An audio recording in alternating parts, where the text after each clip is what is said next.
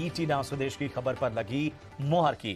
Cabinet ने संशोधित hardware PLI scheme को मंजूरी दे दी है। इसके साथ ही खरीफ सीजन के लिए 1.08 लाख करोड़ की सब्सिडी भी मंजूर की गई है।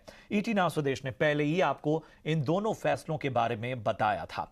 आज कैबिनेट की बैठक के बाद हुए प्रेस कॉन्फ्रेंस में केंद्रीय मंत्री अश्विनी वैष्णव ने इसका ऐलान किया। और संशोधित हार्डवेयर पीएलआई स्कीम को कैबिनेट की मंजूरी से क्या फायदा होगा, इस पर हमारे संवाददाता समीर दीक्षित ने केंद्रीय मंत्री अश्विनी वैष्णव से खास बातचीत की। In the last 9 years, electronics manufacturing has grown from a very small, minuscule number to a landmark number of $105 billion last year. Large employment, 25 lakh employment has been created in this sector. This is a sector which is today recognized all over the world. Last year, our mobile phone exports crossed $10 billion. We ended the year at $11 billion. So that is the kind of growth which has happened. And this growth has been possible only because of Prime Minister Narendra Modi ji's clear vision, absolutely clear, consistent policy framework, and very proactive approach towards creating this kind of electronics manufacturing industry in the country. Okay. In the same spirit, building on the success of mobile phone industry, building on the success of telecom manufacturing, where people have already started exporting to US, Germany and France, building on those successes, the IT hardware PLI, which is laptops, servers, tablets and and the edge computing devices, very small form factor, high compute devices. All those devices will be covered under this PLI. Like the telecom and mobile phone PLI, the incentive will be at 5% as the base level, and then there will be additional incentives for using Indian components. और इस खबर पर पूरी जानकारी, पूरा ब्यौरा दे रहे हैं हमारे सहयोगी प्रकाश प्रियदर्शी। देखिए, जैसा कि हमने अपने दर्शकों को पहले ही बताया था कि आज कैबिनेट के एजेंडे में जो सबसे बड़ा मसला है वो बेसिकली आईटी हार्डवेयर से संबंधित जो पीएलआई स्कीम है, यानी कि जो रिवाइज्ड पीएलआई स्कीम है, ये प्रस्ताव कैबिनेट के सामने था और अब इस पर हमारी खबर पर मुहर लगी है। कैबिनेट ने इस प्रस्ताव को मंजूर कर लिया है। इसका मतलब ये है कि आईटी हार्डवेयर की मैन्युफैक्चरिंग के लिए जो रिवाइज्ड पीएलआई स्कीम, यानी कि आप इसको 2.0 भी कह सकते हैं, उस स्कीम को कैबिनेट ने मंजूर कर लिया है, जिसके हिसाब से करीब 17,000 करोड़ रुपए का जो इंसेंटिव्स है, इस रकम को कैबिनेट ने मंजूरी दी है। जो एग्जिस्टिंग पीएलआई स्कीम है उसमें जो रकम है वो करीब 7300 करोड़ रुपए के आसपास है, लेकिन इसमें ज़्यादा दिलचस्पी कंपनियों ने नहीं दिखाई, क्योंकि एक तो इंसेंटिव्स की जो रकम है वो कम है, साथ ही साथ इसका जो स्ट्रक्चर है वो काफ़ी कॉम्प्लेक्स है जो मौजूदा स्कीम है। लिहाजा नई स्कीम के ज़रिए सरकार की कोशिश ये है कि इसको ज़्यादा आकर्षक बनाया जाए, ताकि जो कंपनियाँ हैं वो हार्डवेयर मैन्युफैक्चरिंग के लिए आ रही हैं वो ज़्यादा से ज़्यादा संख्या में आए। इस स्कीम के हिसाब से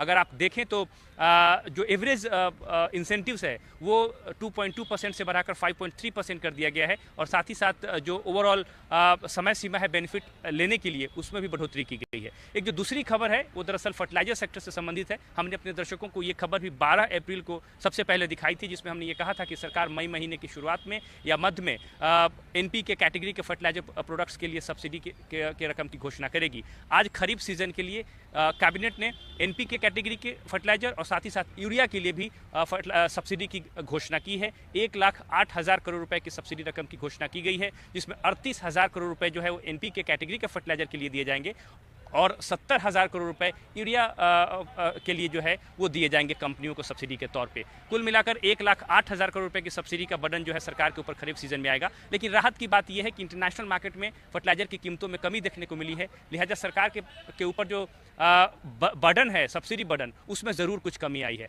कुल मिलाकर 1,08,000 करोड़ रुपए की सब्सिडी, लेकिन अच्छी बात यह है कि किसानों के ऊपर कोई भी भार सरकार जो है अतिरिक्त नहीं डालेगी। जी, बढ़ते आगे। निफ्टी फुटवेयर कंपनियों के लिए एक बड़ी खबर है। फुटवेयर के लिए इंडियन साइज लागू करने के लिए जल्द नोटिफिकेशन आ सकता है। इस पर ज्यादा डिटेल्स दे रहे हैं हमारे सहयोगी समीर दीक्षित।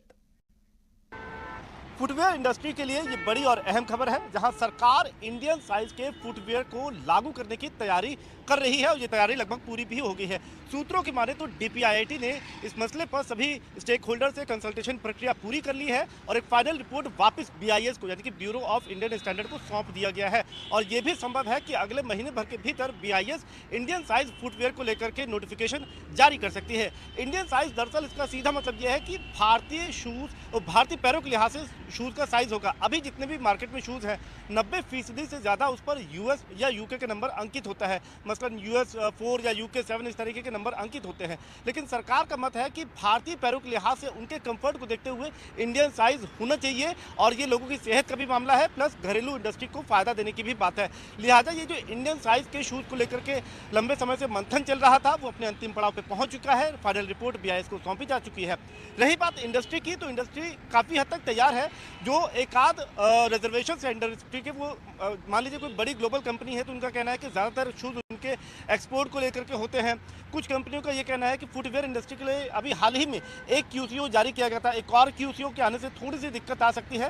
लेकिन सरकार कह रही है कि ये जो इंडियन साइज लागू किया जाएगा ये वॉलंटरी यानी कि स्वैच्छिक तौर पे होगा। घरेलू कंपनियां इसको शुरुआत में स्वैच्छिक तौर पर लागू करेंगी और भविष्य में इसको अनिवार्य करना होगा। इस पर सरकार आगे चल करके विचार करके फैसला करेगी।